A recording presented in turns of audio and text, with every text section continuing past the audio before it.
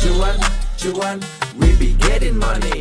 Cuan. Oke Mas Bro, sebelum kita lanjut ke videonya, saya ingin share info bahwa grup STS open lagi, grup STS diskusi dan rekomendasi bulan Januari 2025. Ya, teman-teman akan langsung dapat 2 bonus nih bagi yang gabung ke STS Januari, yaitu perkiraan dividen saham di bursa dan saham-saham yang laporan keuangannya naik, teman-teman. Nah, teman-teman akan tergabung ke 2 grup ini. Nah, kita intip STS yang masih jalan saat ini, yaitu STS November. Nah, dan video ini saya rekam tanggal 12. Nah, ini adalah perform STS di tanggal 11, teman-teman ya. Kita dapat profit di ASLC, INTP, Gula, Telkom, BRI, Toba. Nah, yang dikasih tabel ini adalah menu swing, karena ada 2 menu swing dan menu ODT nih guys ya. Nah, langsung chat saya aja buat tanya-tanya dan join ke STS rekomendasi Januari. Cara penggunaan dana teman-teman, yaitu sekitaran 157 miliaran ya. Itu digunakan untuk dipinjam kepada anak usaha, kepada perusahaan anaknya guys ya. Nah, dia untuk apa? Nah, di sini ya guys ya. Bisa dibaca di sini digunakan untuk pengembangan usaha. Jadi untuk pengembangan usaha anaknya sekitar 157 miliar rupiahnya teman-teman. Dan sekitaran 34 miliar digunakan untuk minjamin usaha juga, minjamin ke perusahaan anak juga guys ya. Untuk operasional seperti itu. Ya kan, lo kok cuman segini? Ya tadi saya jelasin guys. Di sini teman-teman. Nah. Totalnya itu nilai emisinya itu adalah 624 miliar rupiah ya. Cuman yang masuk ke PT-nya buat ngembangin usahanya dan anak-anaknya itu cuman 157 ditambah 34. Yang lainnya kemana? Yang lainnya masuk kantong raja kayak gitu guys, kan divestasi. Maksudnya gitu guys. Nah ini guys ya, nih raja guys. Nah setelah divestasi teman-teman, jadi seperti ini ya. Ini kan IPO. Nah, setelah divestasi jadi seperti ini. Nah, ini kayak gitu. Kan ada saham divestasi. Nah, saham divestasi itu ya tetap masuk retail ke tempat kita gitu. Karena dia ngejual sahamnya kan 20% seperti itu guys ya. Tapi 7%-nya itu nyetak saham baru, 13%-nya itu sahamnya raja yang dijual kayak gitu guys. Oke ya, udah paham tentang divestasi ya teman-teman ya.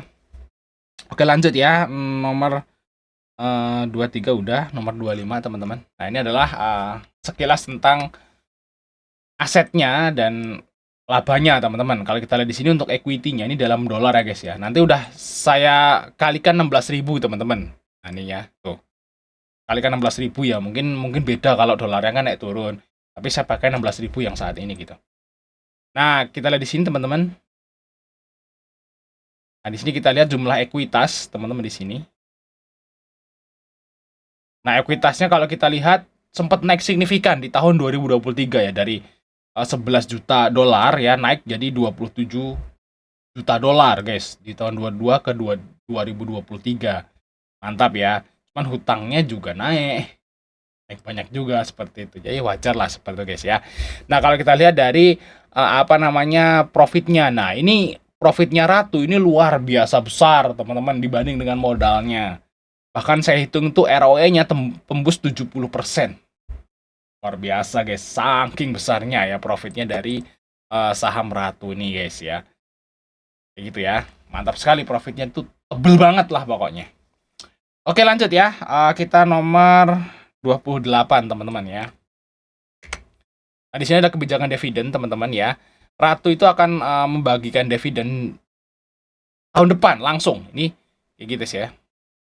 Sebanyak-banyaknya 60% ya dari laba bersih tahun berjalan perseroan. Berarti tahun depan dia akan bagi dividen, cuman bulannya kita nggak tahu teman-teman ya untuk kapan. Nanti kan dikabari pasti ya kalau teman-teman punya sahamnya kayak gitu.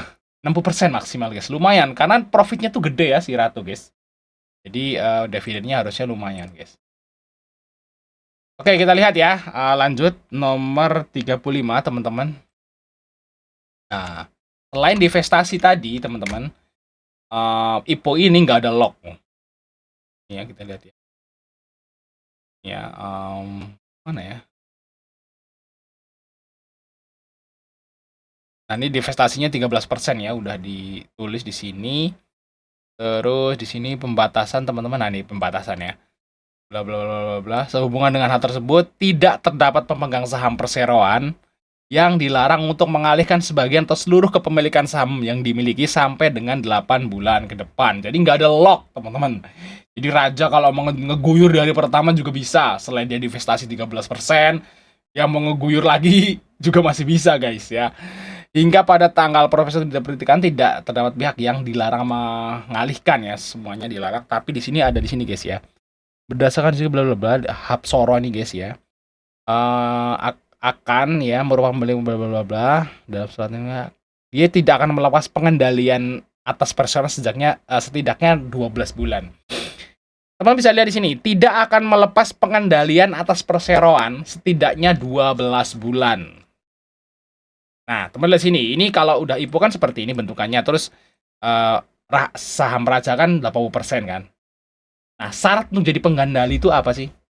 Syarat untuk menjadi pengendali itu dia memiliki saham 50% lebih dikit. Paham ya? Jadi kalau si raja ini mau ngejual 25% lagi, yo tetap dia masih jadi pengendali kayak gitu, guys. Jadi nggak ada lock gitu, guys. Jadi investasi nggak ada lock. Jadi ekspektasi saya itu turun jadinya, guys. Tadinya tuh saya, ini bagus banget nih kayaknya nih, wah mantap sekali gitu. Pas waktu saya baca prospektus loh kok masih gitu. Ada oleh guys, nomor lanjut ya 130 teman-teman.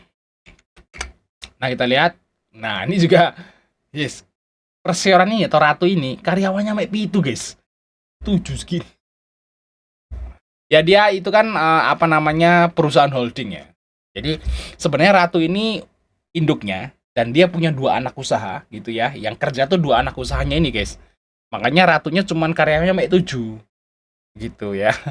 Karyawan sampai itu bos. Karyawan sampai itu, IPO-nya 600 miliar. Wah mantap sekali ya, suge bang ya. Wah guys ya.